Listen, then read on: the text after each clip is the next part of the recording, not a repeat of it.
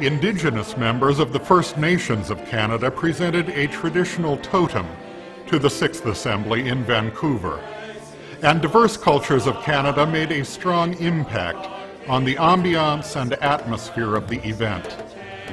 Life throughout God's good creation was central to the theme, Jesus Christ, the life of the world. Worship took place in a great tent, and one highlight was the celebration of the Eucharist according to the Lima liturgy that grew out of the Baptism Eucharist Ministry consultations.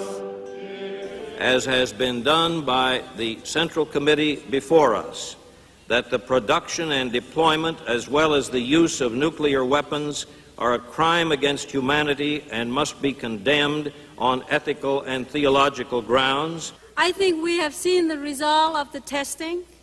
At least the Marshallese are dying out now. My island that is up in the north is also contaminated. I too have 3 tumors in me. I'm about to have a surgeon, and I'm frightened. I don't know whether I should have children or not, because I don't know whether I'll have a child that is like a jellyfish baby. I don't know whether I will have a child that has 6 fingers, a child that has horn on his head. Early signs of climate change caused the Assembly to call for a conciliar process of mutual commitment to justice, peace, and the integrity of all creation. The First Gulf War broke out just 3 weeks before the 7th Assembly was convened in Canberra, Australia. Some delegates, especially from the Middle East, cancelled their travel plans in order to serve their people at home. It is not a religious war. It is not a just war. It is not a holy war. It is a war with definite political, military purposes or goals. It has been said that the Gulf War overshadowed consideration of other situations and demonstrated deep rifts among the member churches in attitudes toward war and the exercise of civil power. As at Vancouver, the Indigenous people of the host country were conspicuous by their hospitality and presence at the Assembly. The WCC had served as a monitor of the treaty process between Aborigines and the Australian government and issued a report on that process at Canberra. The theme of the Assembly stressed the bond between nature and the work of the Holy Trinity. Come, Holy Spirit, renew the whole creation. The emphasis on cultures in this Christian assembly raised questions regarding syncretism, or inappropriately mixing the gospel with paganism. Similar comments arose in connection with a presentation by Korean professor Chung Hyun Kyung, who combined poetry, song, and dance, drawing on Aboriginal culture and Korean shamanism.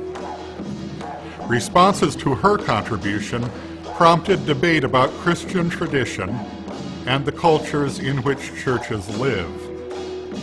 Complaints of syncretism by Orthodox churches were one element that led to further discussions at the next assembly and to the work, report, and recommendations of the Special Commission on Orthodox Participation in the WCC.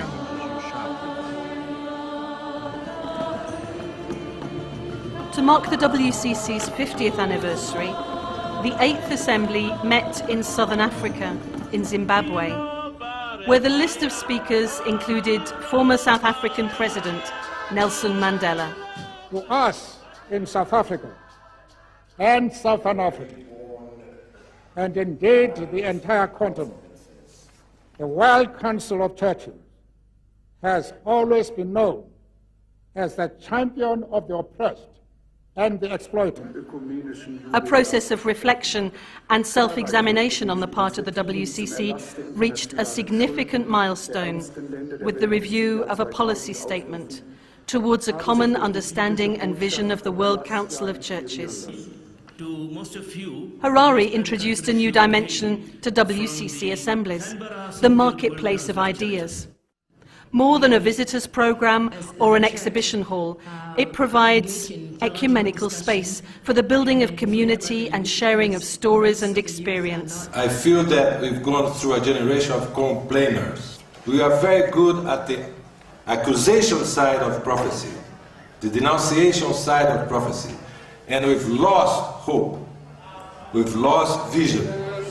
In Harari, it was called a padare, the Shona word for meeting place or centre of community. Porto Alegre would employ its own local term, mutirão. In the message of the Ninth Assembly, Christians in Porto Alegre observed that we are made aware by assembly participants of cries arising daily in their home countries and regions due to disasters, violent conflicts, and conditions of oppression and suffering.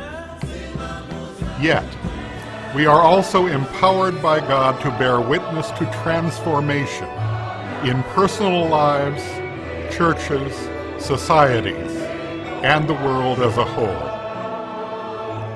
The theme of the Ninth Assembly was a prayer appropriate to any of the assemblies. God, in your grace, transform the world. The history of the World Council of Churches has taken us from Amsterdam to Porto Alegre by way of gatherings on each of the 6 inhabited continents. These have been landmarks along our way.